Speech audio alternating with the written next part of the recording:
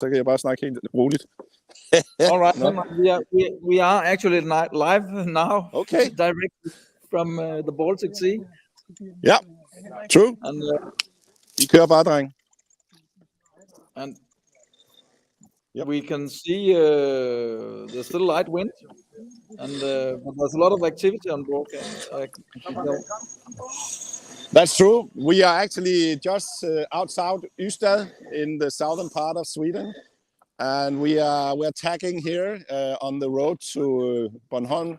So the weather is very weak, and the condition is shifting, and therefore we are doing a lot of tacking while we are going with the wind here.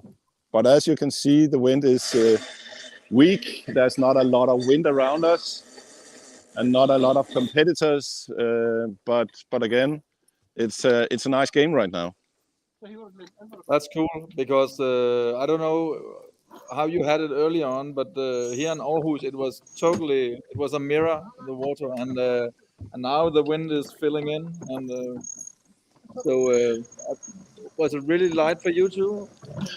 Yeah, the wind here is around 1 to 2 meter per second, so it's weak wind conditions, and it's shifting. But right now on the North Sea here, or Østersøen, it's light condition all over, but it's approximately between 1 and 2 meter per second all over the place right now, evenly distributed. So there's no holes in the wind here. We hope for more wind. So if you have wind in Aarhus, send it our way. We need it. We want to get to Bornholm and Christiansø as fast as possible. Right now we are 44 nautical miles west of Christiansø, as you are showing on the map here.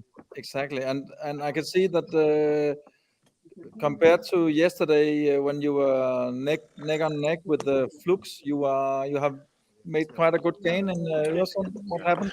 Yeah, I must say that the Battle of Kronborg really gave the crew some energy,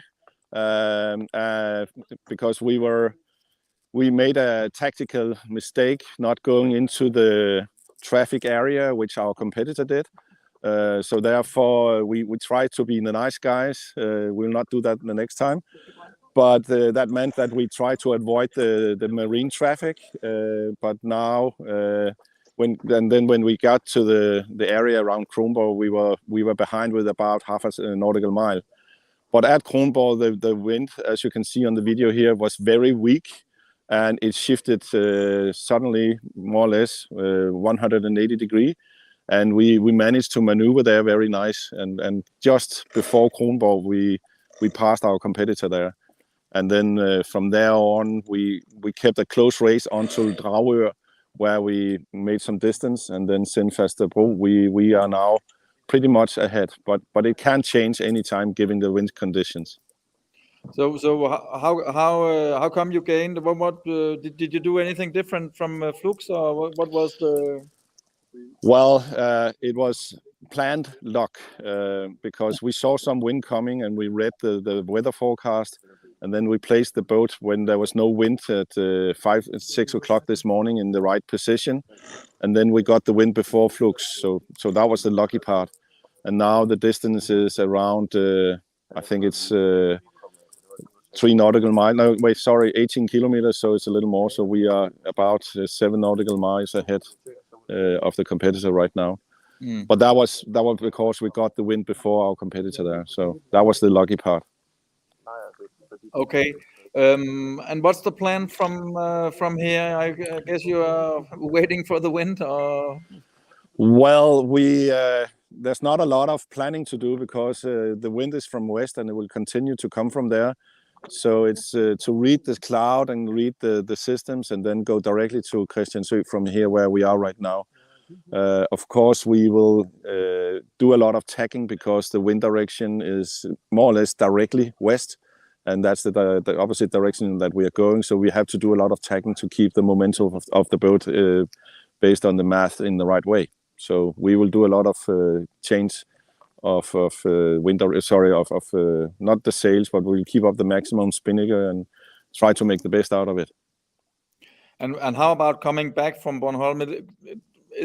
it looks a bit like it could be an upwind, or how do you perceive it? Well, we would like to plan for wind coming from 90 degrees and then go with an A3. But that plan have some weak points because we haven't been in church this Sunday, so we might not have the right connections there. So what we expect it to be is tacking from right against us from Rønne all the way up to Forborg. So there will be a lot of tagging to be done there. Okay. Then we need to decide if we go in the German side or the Danish side, and we need to read the weather forecast. But right now, it's we expect to be at Christiansø at 2 o'clock, so 2 o'clock in the morning. And then from there to Rønne, we will start reading the projection of the wind and make our decision there if we go the one or the other way. But that will be based on current wind forecast and so forth. All right. Okay, so no, so to speak, safe plan, or what we should call it yet, or the bulletproof plan. So you're gonna. Well, it's too early to make a bulletproof plan if you don't know the weather forecast. So we will wait for doing that, because what we have seen is that the weather forecast we got from you guys when we were in Aarhus didn't keep as planned. The weather forecast we received during the way didn't keep as well. So we will have to trust our instinct and look at the forecast and then make the decision based on that. Okay, Henrik, I think that was about it. Anything you want to add that I didn't ask you? Well, I would say hello to everybody following the Garmin around Denmark.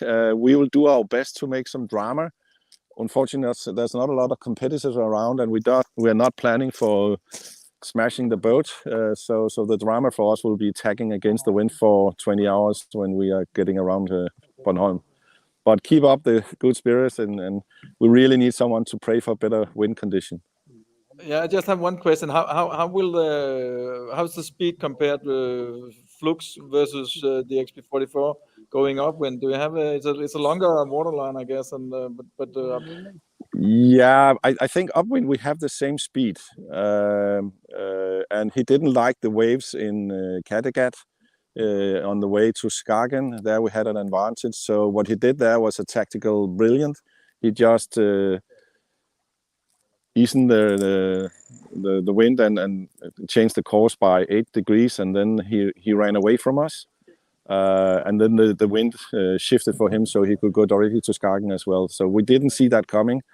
In the downwind, he is pretty good at foreseeing the wind coming there, but again, I think we have approximately the same performance upwind and downwind. The advantage we have is that the boat is significantly lighter and smaller. So if it's easy condition like now, we have an advantage. Or if we have big waves coming from Rønne and to Lillebælt. But let's see. It's a good crew we're up against. And I know my crew is good, so may the best crew win. So let's see. Okay. All right. I have no further to add. There's some Gitte Brandt has written a comment on Facebook where she wants to hear some more from the small boats. I can just add that we are actually getting a journalist in position to try to get hold of the single-handers when they arrive and around Gesa. And but it is easier to speak with a guy who is not sailing single-handed. Well, I'm sailing single-handed. This is my one hand, and this is the way we do it. No, it's a pleasure to have 8 guys working together as a team here, and me just making sure that they have enough to drink. Yeah. All right. I have one question. Yeah. Do you have a Garmin watch on your wrist too? Is that correct? Yes, that's correct. Do you have the body battery function on? Yes, I'm a little higher than my crew member, Brian. Yeah. He's about, Brian, what is your body temperature, your body battery? Just on 10. Yeah, my battery is at 12. Okay. Just ahead of him. Nice, because you must send me a picture of it. I got one from the single-handed sailor, Robert Cooper. He was flatlining. There was some small peaks up at 5, and then it was all flat. Yeah, but you know, that's the luxury of being a captain. I can sleep when I like. No, that was a joke. All right. Okay. You know, Henrik, thanks for... say hello to the rest of the guys. I will. Okay. And you too. Yeah. Bye. Yeah.